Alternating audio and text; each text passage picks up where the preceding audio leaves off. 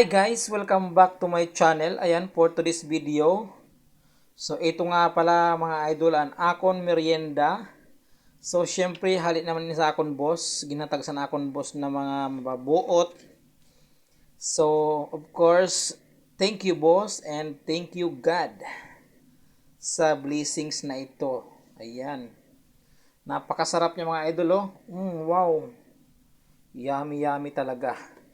So shout out gulida sa akon mga kababayan na nandito sa Saudi Arabia na mahilig kumain ng kabsa. So ayan, napakasarap nito mga idol.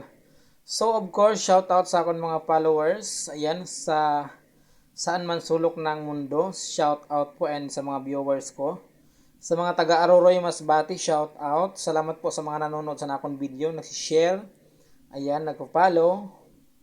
Ayan, so sa mga nakakatikim na neto na kabsa, ayan, shout out po and congrats kasi napakasarap ng kabsa mga idol.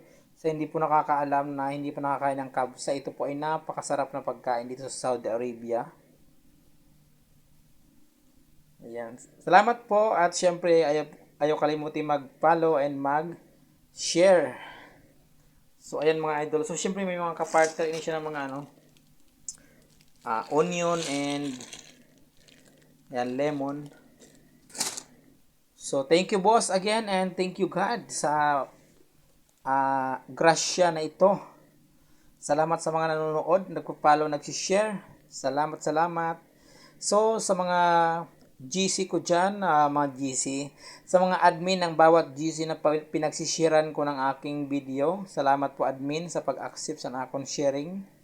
Ayan, thank you very much talaga. Ayan, dahil marami nakakapagpanood sa akong video and nakakakuha ko ng followers.